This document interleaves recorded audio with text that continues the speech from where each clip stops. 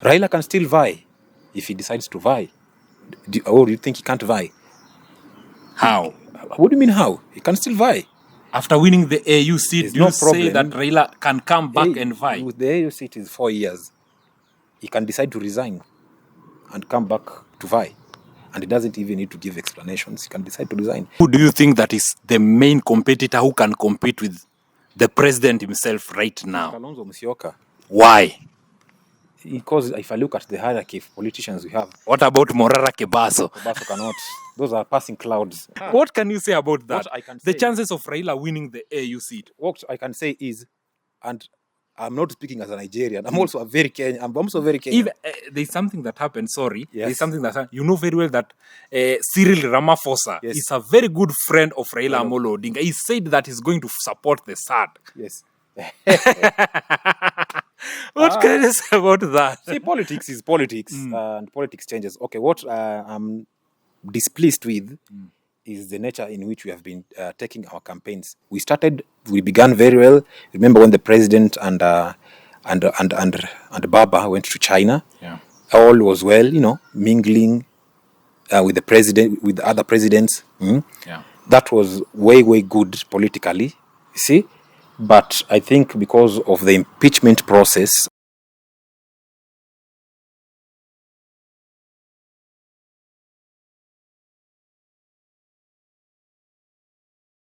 First, William Samoei Ruto was the second, Rigathi Gachagua was the third, Uhuru Kenyatta was the fourth. There was no Kalonzo Musyoka, top 5. okay. What do you think? About what? Right now, Raila Amolo Odinga, who was the competitor of William Samoei Ruto, is supporting Ruto in any agenda that he's talking about. Is he supporting Ruto in any agenda? Yeah, about the Adani. You know very well that Kenyans are against Adani. But Raila came in and said that you guys, this Adani is good for Kenyans. But Kenyans don't want Adani. That's the reason why so many people are beating Raila Amolo Odinga in the AU seat. What can you say about that? Which people are beating Raila? People don't want Raila. Most of the Kenyans, even the Infotrack did an investigation and they say that it was the 55% of Kenyans don't want Raila to win the AU seat. Maybe this is what I'll say. And okay, the good thing about Kenyans are people who speak out. Yeah. You see, Kenyans, that's how far our democracy has come. All thanks to the father of modern day democracy, Raila Amolo Odinga. First and foremost, Raila is a human being, just like you and me. Yeah. He uses blood, not petrol. Yeah. I can ask you, Jeff, how much do you know about Adani? I can call a multitude of Kenyans right now and ask them to shed some light about Adani. Chances are majority don't understand. It is just about that we have heard. If it's something associated with money, definitely we'll have to fight it. Even me personally, I don't know the fine details of that Adani deal. What, of course, I want to say is that this information should have been in public domain. It never needed a whistleblower. For now, the government to now start telling us, you see, Adani will do this. This is a credible company from India. It has done this. It has achieved this. Why the explanation? But Adani was banned in India. I know it was banned in India, but you see, the owner of Adani is the second. It's almost the richest person in India. You see, but it might have been banned in India, but you see, it is operational across very many places in the world. You see, what I'm saying is there is a need for integrity and transparency in this country. Yeah. You see, because this is a deal that is in the tune of a lot of billions. Yeah. So just 94 billion. 94 billion to be precise, and still some more money will be pumped in. Yeah. This is something of public interest. Yeah. They just needed them to come, explain. The CS Ministry of Transport, even a president, actually even the CS, you don't even need the president to explain to us about Adani. That lies squarely within the docket of the CS of Transport. They needed to shed some light to keep us in the know so that it doesn't look like there are some corrupt dealings that are going on. Yeah. Right now, Infotrack did a research and said that Kalonzo Musyoka is the most trusted leader. Yes. What do you think about that? Do you think that 2027, Kalonzo Musyoka is going to vie? In all honesty, I like Kalonzo Musyoka. I like Kalonzo very well because throughout Kalonzo's political life, he has been seen as the gentleman of Kenyan politics, save for 2007, whereby people said that he shouldn't have gone the other side. Yeah. That should he have... People knew that he was going to the other side Yeah. because people are insinuating that he was going to be the Attorney General. Yeah. But it was ironical. Kalonzo Musyoka said no. No, throughout history, Kalonzo has learned political survival till 2013. No, from 2013 to now 2024, Kalonzo has been in the political cold. Yes. I know they vied with Raila Odinga. Yes. But you see, Raila Odinga usually has a comfortable position in the opposition. He's never comfort zone of the government. Yes, he's always, even if it is opposition, it is always at the comfort zone, at the warmest side of the opposition. Yeah. You see, that Kalonzo has not really enjoyed that. I get to understand. Now, Kalonzo Musyoka needs to talk to Kenyans. Yeah. He just needs to go to everywhere. He's a senior politician in this country. He commands a huge following in Kambani. And also some other places. There are people who will support him if he crafts his agenda well and he gets people to support him. Even Raila can support him. A question over there. Yeah. Right now, the president, William Samoei Ruto, is helping Raila in the AU seat. Yes. If Raila Amolo Odinga wins the AU seat, William Samoei Ruto needs a favor back because we don't know what they discuss behind the closed door with William Samoei Ruto. You see, and the influence of Raila Amolo Odinga will help Kalonzo Musyoka. True. Yeah. 2027. Yes. What is going to happen? Okay. What is going to happen? First and foremost, this position is Kenya's position. You see? It is the responsibility of Ruto to help Raila win this position. Yeah. While, because it is Raila who is there, of course, this is politics. Yeah. You'll definitely expect a return in the sense that you'd want Raila to rally the people from Nyanza. Not only Nyanza, even Western. Yeah. Not cost. You know, Raila has a very... influence in the whole of Kenya. Raila is a very powerful politician in this country. That one we have to accept. Enigma. Yes, we just have to accept it. Yeah. Yeah. Sika Sankok said that Raila is the longest serving president in the Republic of Kenya because he's always in the government. He's just always in the government. Raila, and the politics changes in this country, you see? Raila can decide to support Kalonzo. I don't know whether he can support Ruto. That one I don't know. Raila can still vie if he decides to vie. Or do you think he can't vie? How? What do you mean how? He can still vie. After winning the AU seat, There's do you no say problem. that Raila can come back and vie? With the AU seat is 4 years. He can decide to resign and come back to vie. And he doesn't even need to give explanations. He can decide to resign. That is within him to decide. Yeah. But should it happen that he will not vie, he can rally behind. I would want him to rally behind Kalonzo Musyoka. Yes. Who do you think that is the main competitor who can compete with the president himself right now? Kalonzo Musyoka. Why? Because if I look at the hierarchy of politicians we have... What about Morara Kebaso? Kebaso cannot. Those are passing clouds. With all due respect, by the way. He's a young man, just like us.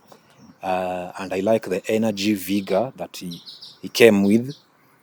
But you see, it reached a situation whereby people started becoming tired. I don't think I hear much of him nowadays. There is even a place where he went and got attacked.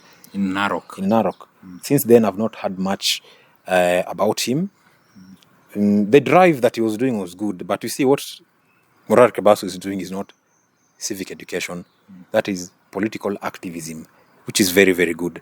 Civic education is more of enlightening people about issues like universal suffrage, issues like voting, understanding your democratic rights, understanding your civic responsibilities, and those ones are conducted in barazas, in meetings. You can go to church on Sundays. You can attend a football match in your local community. You can organize matches. After they're finished playing, you sit those youths down. You start educating them about their rights and telling people about the need to register and to vote. They need to participate. Whenever we hear things like public participation, train people that you need to be knowing the notices from the government that will be having a bill that is going to be passed to become an act of parliament.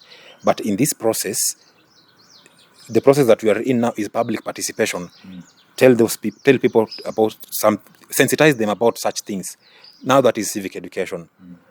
Exposing white elephant projects from the government, highlighting issues of corruption. That is political activism, which is very good. Both of them have their space in the society. But you see, politics is about resources. Actually, the real definition of politics... But Kenyans are helping him. Kenyans. No, but there was an outcry from the... Sahi mchango si venye ilikuwa inakuja kitambo, kwa sababu Kenyans wengi wanaumia. Kenyans wengi wanaumia saa hizi. Economy haiko fiti, unacheki. So, Morara is not vying. Or even if he does, of course, he will not vie. Let us not be sensational with politics. Yeah. He cannot vie for the bigger office. Not yet. Constitutionally, he can.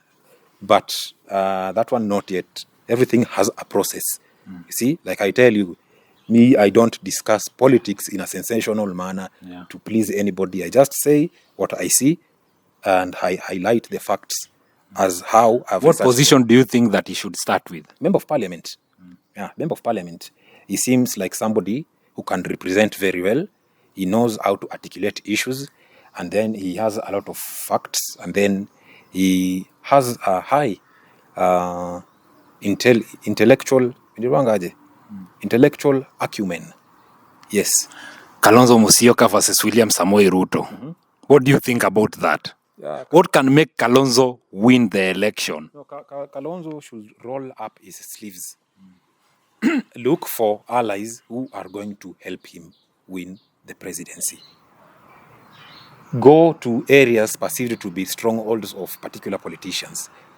This is the time for Kalonzo to even look for Uhuru Kenyatta. Yeah. Yes. Gachagua. Exactly. Even Gachagua. Yeah. Actually, even do you Gachagua, do you see combination between Gachagua and Kalonzo Musyoka? I see a very, very strong combination. That's why I'm telling you, Jeff, watch this space. If Gachagua will be allowed to vie in the 2027 presidential elections, I expect a Kalonzo Musyoka Rigathi Gachagua alliance, because in politics there are two variables that are constant. You cannot change that. The first constant in any political activity, in the political infrastructure that we have, is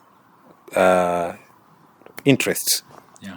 That's why they say, interest. Yeah, in politics, we do not have permanent enemies, permanent friends, only permanent interests. Yeah. Right now, the Kalonzo wing feels like the Raila Odinga camp decamped themselves from us. They relinquished their positions in this space, so they've left us alone. Yeah. Gachagua's camp also feels like they have been betrayed. So, you see, Kalonzo feels betrayed. Gachagua feels betrayed. So in that particular scenario, both of them have the same interest. Where ulifanywa hivi, hata mimi pia nilifanywa hiyo kitu. But that is what happened. Do you remember the time of Uhuru and Ruto? Yes. Yeah. So that is it. That is how politics works. Gachagua and Ruto, the same thing. Gachagua and Ruto, the same thing. How Uhuru alitutesa. Yeah. Hata mimi pia huku nateswa. Tushikane basi. Yeah. You have the same interest now. Yes. As you are finishing, Raila Amolo Odinga, the AU seat. Kenyans are against Raila Amolo Odinga to win the AU seat. So many Kenyans, even the info track say that it's 55% of Kenyans who don't want Raila to win the AU seat. What can you say about that? The chances of Raila winning the AU seat? What I can say is, and I'm not speaking as a Nigerian. I'm also very Kenyan. I'm also very Kenyan. Even, there's something that happened. Sorry, Yes. there's something that you know very well that Cyril Ramaphosa Yes. is a very good friend of Raila Amolo Odinga. He said that he's going to support the SAD. Yes. What can you say about that? See, politics is politics, and politics changes. Okay, what I'm displeased with is the nature in which we have been taking our campaigns. We began very well. Remember when the president and Baba went to China? Yeah.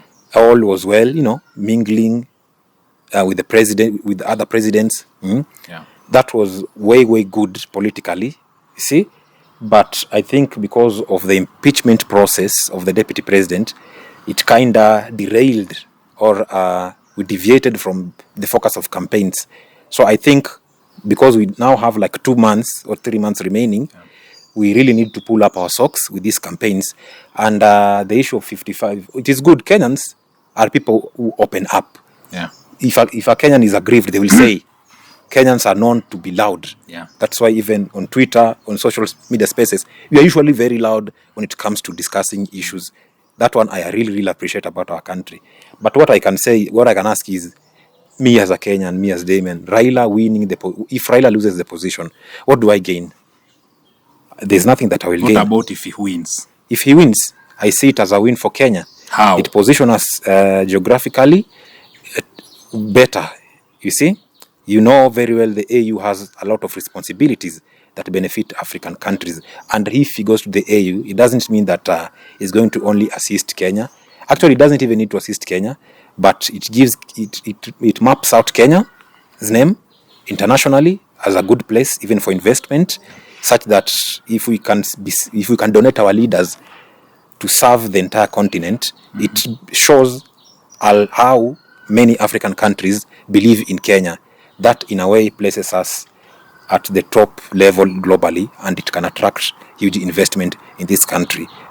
That is the truth of the matter. So these positions are not only to assist. If anything, Kenya does not need direct assistance from the AU. These companies, these multinationals that are doing big projects in Africa, those are the ones we are supposed to be targeting, because those are the ones that are bringing money to this country right now, because we have a problem.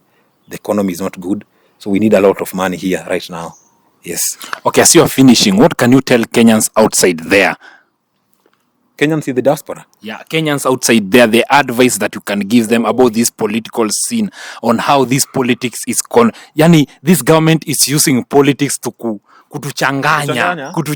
You saw what happened over there. Yeah. The housing, it was just politics. Gachagua kesi yake inaendelea. Huku chini wanapitisha mambo ya housing. Ndarudi tu hivi niseme, sisi kama wananchi wa Kenya, kuna mengi ambayo tumepitia kama wananchi na kama wanadamu. Yeah. Na wosia ambao ningependa kupatia Wakenya wenzangu ni ya kwamba tujijumuishe katika mifumo au na michakato ya siasa.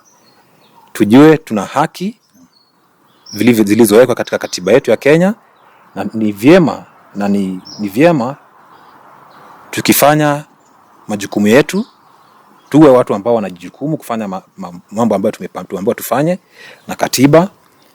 Na ikifika mwaka wa 2027 tuende tupige foleni, tuchague viongozi wetu, kwa sababu katiba ya Kenya inasema mamlaka na nguvu yote inayo mwananchi wa Kenya. Unasikia? All sovereign power belongs to the people of Kenya.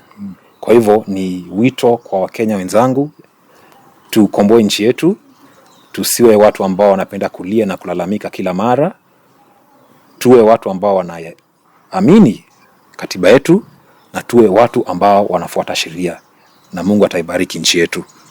Can you say about abduction here in Kenya? We as the youth, we are really suffering. Abductions? Yeah, even the president, I think on Friday, said that he's going to fight this abduction. But this is something that has been going on. It is very, very concerning.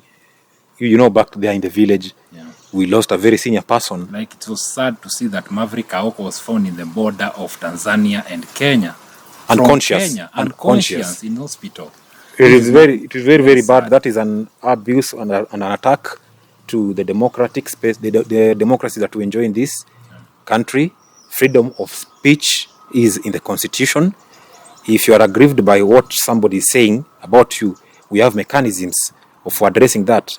The courts are there, the police stations are there. Report your case so that things are done. Abductions are things that are supposed to have been done away with. And the sad thing, or the saddest thing, is that most youths are the greatest casualties. You can even see in the last 3 months, actually a lot of women have been killed in this country. 96 women. 96 women within 90 days. That is like saying every day, one woman killed. Every day, one woman. And we are talking of ending femicide. That is not good. Let us protect our society. Let us just follow the rule, obey the rule of law. And let us respect our institutions. Abductions are not supposed to be there. These extrajudicial killings. So in the village we have a guy who died. Willis. Willis, it was a very sad story. You see? Over there. From game, that was a very sad story. I was looking at his photos and I saw he built a very, very big ranch in Sierra County. It shows much about life. There are very many things. You might end a life, but there are several lives that depend on this one life.